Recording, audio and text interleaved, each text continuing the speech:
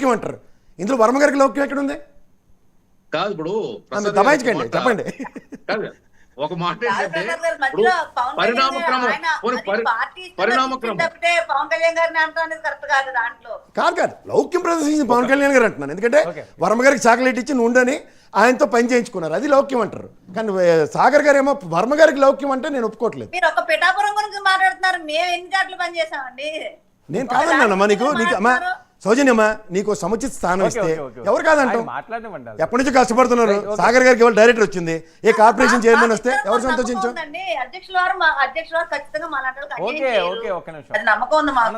నీకు నమ్మకం ఉంది, అదే చెప్తున్నా. బయట నుంచి చూస్తే ఇక్కడ మా కళ్ళ ముందు వర్మ గారు కనబడుతున్నారు, కళ్ళ ముందేమో ఇవాళ పిఠాపురంలో వర్మ గారికి జరిగిన అన్యాయం కనబడుతుంది. ఇవాళ అన్యాయం జరిగిన తర్వాత కూడా సముచిత స్థానంలో మళ్ళీ అన్యాయమే. ఎమ్మెల్సీ ఫస్ట్ లిస్ట్ లో లేడు. సార్ ఉన్నాను ఒక నిమిషం. సార్ గారు అమ్మ ఒక చిన్న సబ్జెక్ట్ కాదు అమ్మ, నీకు చిన్న సబ్జెక్ట్ వినండి వినండి వినండి కాదు వినండి. ఎన్డీఏ కూటమి నీకు చెప్తాను, ఒక నిమిషం వినమ్మా.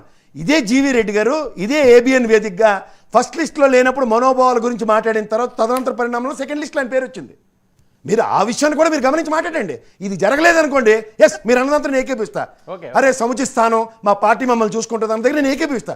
కానీ ఇదే ముగ్గురు ఇందాక చెప్పిన సార్ గారు చెప్పినట్టు 3 కాపురాలు ఉంటుండగా కూడా సముచిత స్థానం విషయంలో ఫస్ట్ లిస్ట్లో లేని దాన్ని కూడా వేలెత్తి చూపిస్తే తదనంతర పరిణామంలో వాళ్ళకి సీట్ వచ్చింది. ఏంటి మాట్లాడమండి, ఇలాంటివన్నీ తెలుసుకోవడం కప్పించి మాట్లాడాలా? సార్ గారు ఇది చెప్పండి మీరు.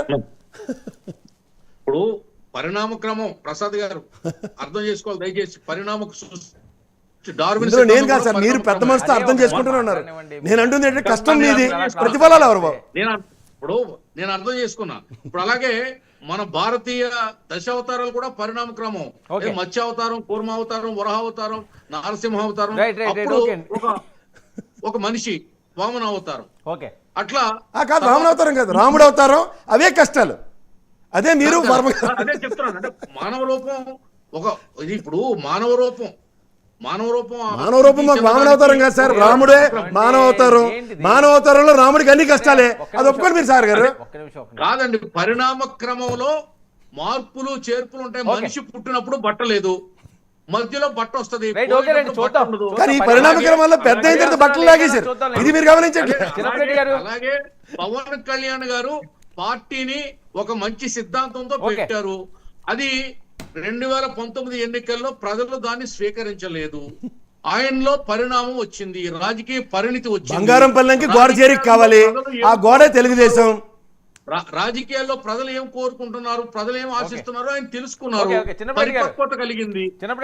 ఆటోమేటిక్ గా రాజకీయాలు లాగా చేస్తేనే పని జరుగుతుందనే పరిస్థితుల్లో రాజకీయాలు జరుగుతున్నాయి తప్ప ఆయన అందరికంటే భిన్నంగా రాజకీయం చేయలేదు కదా. కుటుంబ సభ్యులు కేసీఆర్ కుటుంబ సభ్యులు ఉన్నారు, అక్కడ వేరే రాష్ట్రాల్లో కూడా కుటుంబ సభ్యులు ఉన్నారు, మన దగ్గర ఉంటారు, పవన్ కళ్యాణ్ గారి దగ్గర ఉంటారు. తప్పు లేదు దాంట్లో, దాన్ని పెద్దగా మనం తప్పు పట్టాల్సిన అవసరం లేదు. సార్, వైఎస్ఆర్ కాంగ్రెస్ పార్టీ జగన్మోహన్ రెడ్డి గారు బీసీలని వెన్నుముక అని చెప్పేసి గుండెలో పెట్టుకొని